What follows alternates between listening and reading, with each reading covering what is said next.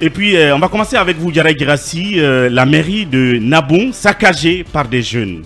Oui, Nabon est une sous-préfecture située à 85 km du centre-ville de Sigiri. D'accord. Là-bas, les autorités de la mairie, de façon consensuelle, ont décidé donc de fermer une zone d'orpaillage pour éviter des conflits entre des groupes de citoyens par rapport à son exploitation.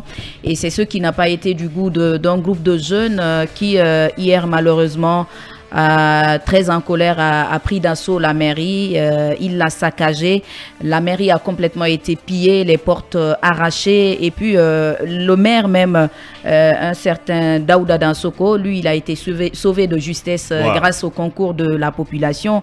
La violence de ce côté était sans précédent. Et je pense que Sigiri est quand même une zone qui est reconnue pour des violences, notamment des violences en lien avec des conflits domaniaux, ce qui n'est pas quand même une bonne image pour cette ville, puisque le plus souvent, des citoyens, quand ils sont en colère, ils se lèvent et ils se rendent souvent en justice. Ouais. Sigiri est aussi la zone où le nombre de vindictes populaires est très élevé. Je pense que Sigiri les Sigirika doivent comprendre que Sigiri n'est pas quand même une partie à part entière de la Guinée. C'est une partie intégrante de la Guinée. C'est un État qui est régi par des textes et règlements. Et je pense que quand on se sent frustré, quand on se sent mis de côté, écarté, quand on pense qu'on fait face à une injustice, il faut saisir les juridictions du pays, mais de là à s'attaquer aux édifices publics, puisque la mairie de ce côté a été complètement saccagée, c'est pas du tout une bonne image pour eux. La jeunesse doit se ressaisir, puisque ce niveau de violence indescriptible, c'est regrettable. Ouais.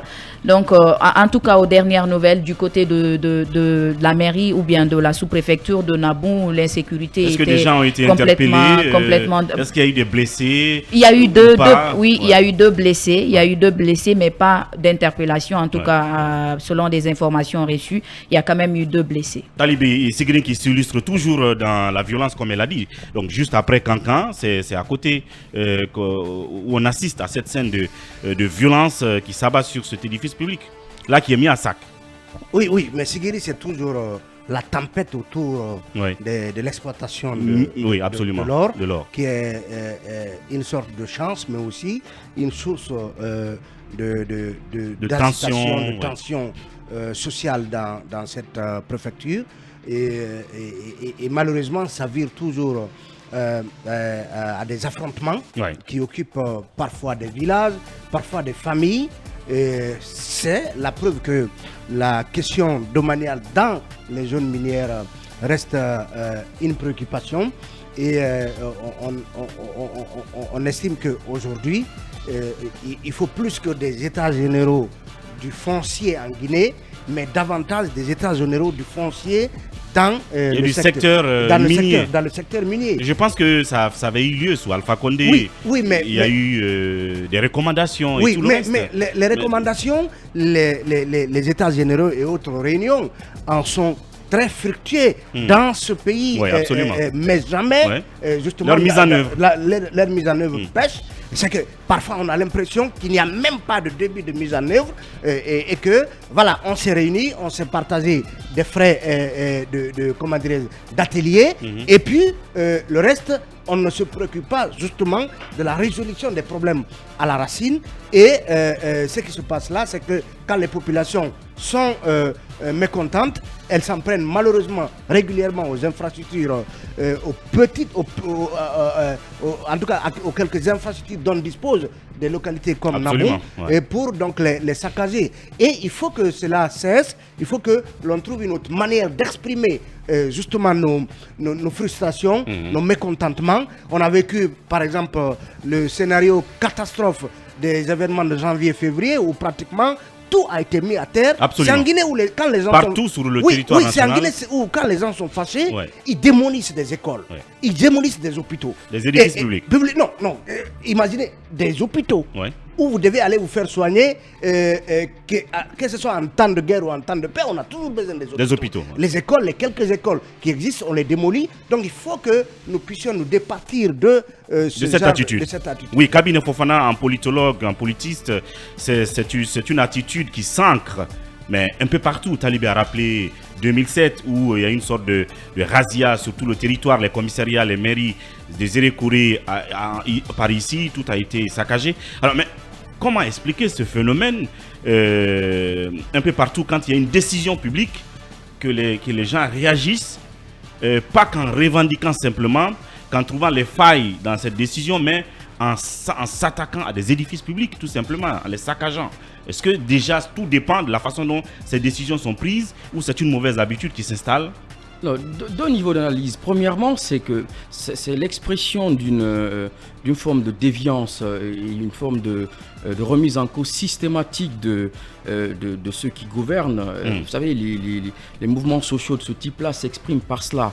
Et on a comme l'impression que les autres moyens d'expression, qui soient moins violentes ou pas du tout violents, sont de moins en moins privilégiés. On pense qu'il faut exprimer son mécontentement en s'attaquant aux édifices, parce que c'est par cela seulement que l'État prend des mesures. Et ceci, quand vous regardez un peu, vous vous rendrez compte que plus les gens manifestent et plus ils font dans la violence, plus l'État est réactif. Et je pense que la lenteur dans la réponse, dans la formulation des réponses politiques aux problèmes des populations expliquerait aussi le fait que systématiquement on y recourt. La deuxième raison, c'est que vous avez des zones qui sont assez conflictuelles, où vous avez plusieurs éléments qui font que les gens sont violents. On sait que Sigiri, c'est beaucoup de soleil, ça peut s'expliquer, où les gens sont très chauds et tout.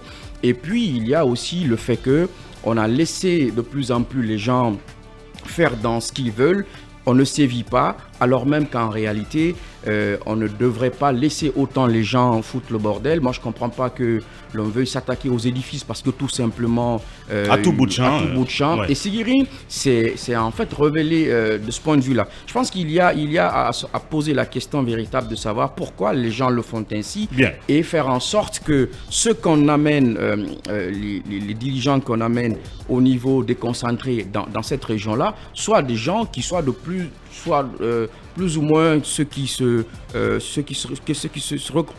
en lesquels plutôt les gens se reconnaissent. C'est pourquoi, si vous remarquez, Sigiri, on en nomme plus des préfets ressortissants de cette zone-là, mais ça s'avère que même quand cela est fait, c'est inefficace. C'est inefficace, et je pense qu'il faut faire régner la loi, parce que c'est pas normal.